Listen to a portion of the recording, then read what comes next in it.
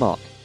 Hello, Zach here once again with this best of 21 series between DauT and Chris. We've got a Regicide game right here, and this is totally different to anything we've ever seen before. As Regicide is totally different, as you can see. Chris has actually started with 15 population. He's got a population limit of 50 right now, and he's getting straight stuck in with gathering resources as fast as he possibly can. As you can see, he started with extra villages, he started with a castle, he started with a barracks, some watchtowers, a few farms already down, and yeah, quite a bit of stuff already protecting him. And this is actually the fortress map. I think it's an edited version, but yeah, this is fortress map. We don't see that very often either. But as you can see, he also started with a king, and I've actually lost the position of the king right now, but it's around somewhere. And we've got Chris actually as playing as Chinese today, in blue, not in blue, in green even. Down to the bottom of the map then, we've got DauT. He's playing as Mayans, so we've got different civilizations this game. And he too has started with extra villagers and the like, as well as a castle and a king. Now, their kings are actually being used for scouting at this stage in the game because the kings aren't going to be killed off. Now, with a Regicide game, if you lose your king, it's game over, so it doesn't really matter if you lose all of your buildings or everything in your base. If you've still got a king, then you're still in the game as far as it's concerned. And as you can see at the moment, the king's just being used for scouting there. They've got quite a nice line of sight, and yeah, game getting underway. So as the both players even started with a lot more resources, well, not more resources, but more villages and buildings already built for them, we can expect to see a very fast feudal age time and a very fast castle age time as well. So it's not going to take long before these guys are sending men at each other and really starting to get some army up, and we can expect that pretty soon. So in the fortress map, as you can see, you start off with walls around. It's very similar to Arena, really, only you can actually be attacked from all sides of your base. With Arena, you're can only be attacked on one side usually. They both got a big gold pile in both of their bases, and it just so happens that they're both in the corner. For Chris, though, his gold is quite exposed here. He's not really got much protecting that. As you can see, his castle's all the way at the back here, not really doing much. Whereas DauT has actually got his castle overlooking his gold camp, so he's fairly well protected. Chris going up to the feudal age now then, and DauT also going up to the feudal age. We can expect DauT to probably reach the castle age first, as being Mayans, he does have the gathering advantage over the Chinese.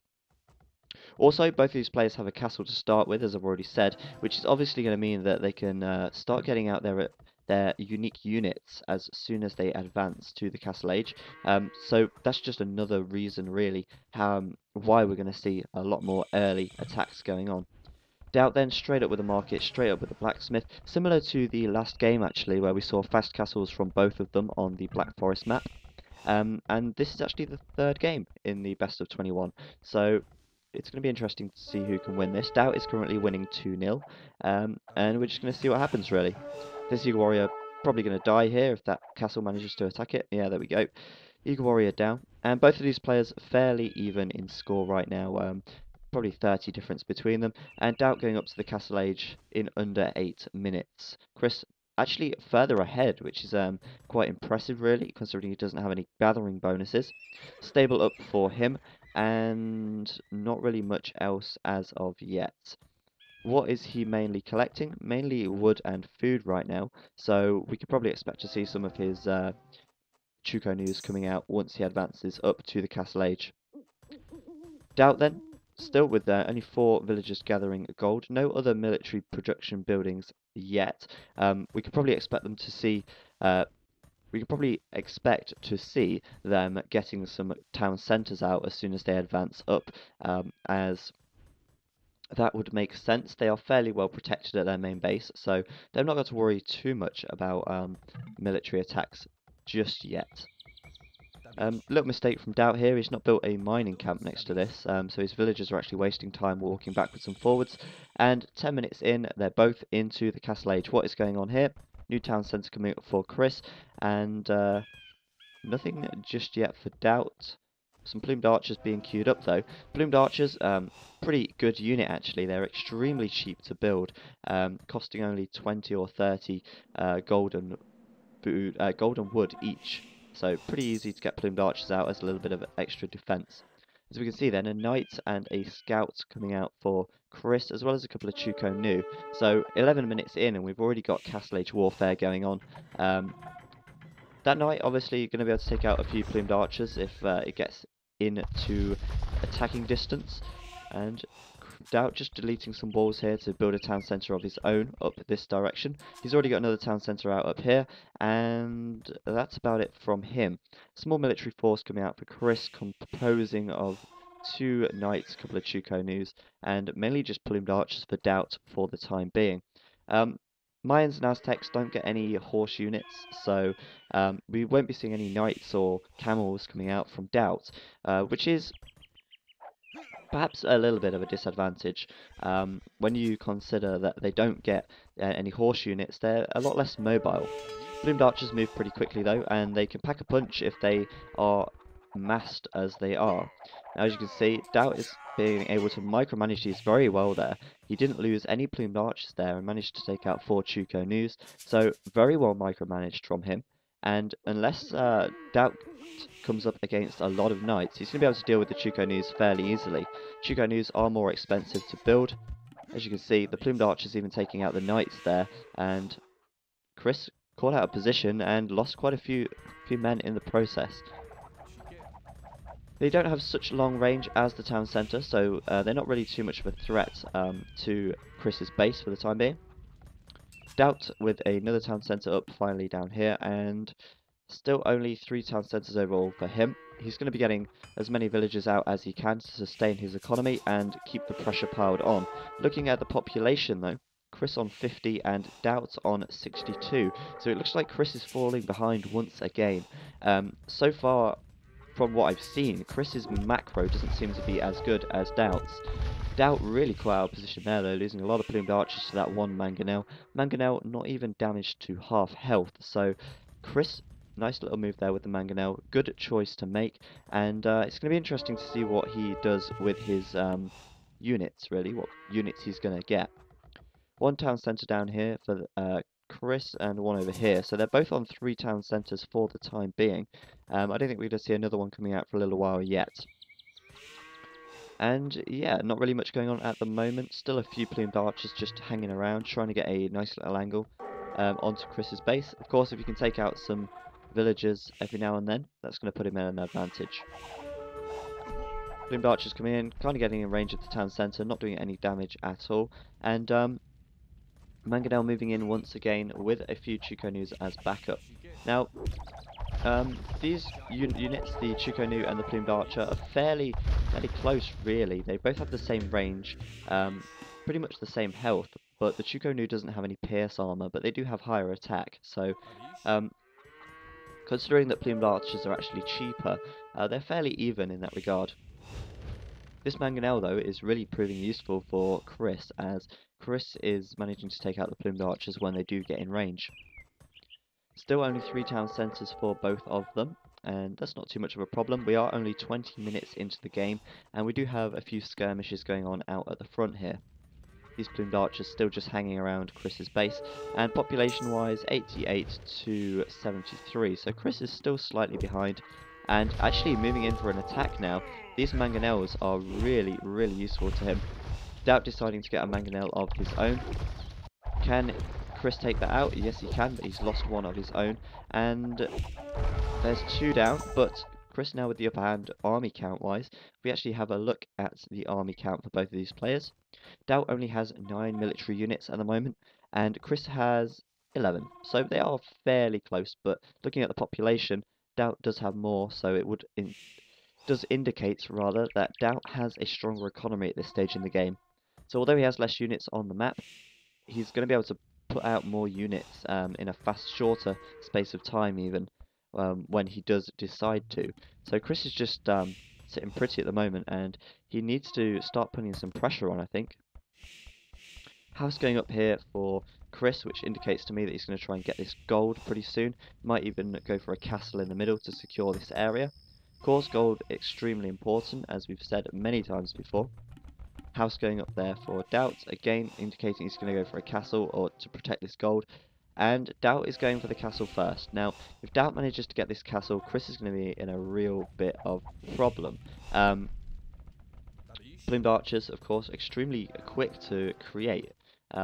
Elite units or even unique units are rather quick to build, and that's going to enable DauT to get out a lot more units in a lot shorter space of time if this castle goes up. A couple of villagers taken out there by the mangonels, but one good mangonel shot from from DauT, enabling him to take out Chris's mangonel. That's an eye for an eye, by the looks of it, yeah. So that mangonel managed to take out two, and now Chris is on the back foot again. A knight coming in, but again, not going to last too long if he focuses fire anyway. Micromanaging it away. Another hit onto that, and that knight is going to go down. Another mangonel coming in, and this castle is not going to be long before it goes up. So that means that DauT is really going to get a good foothold here. He's going to be able to secure this gold, and a very good strategical attack from DauT there. 24 minutes in, advancing to the Imperial Age. Is Chris doing the same? Yes, actually Chris is advancing to the Imperial Age a lot sooner than DauT is. So he's also getting out some knights here as well, which could indicate to us that he's going to get Cavalier as soon as he upgrades to the Imperial Age. He has got 4 stables already, and not a lot else military production wise other than the Siege Workshop. So that's indicating to me that he's going to be getting Cavalier. Can he afford it already, or is he saving up? Yeah. Cavalier coming up there for Chris. So at the moment, Cavaliers are going to be an extremely handy unit for Chris to have.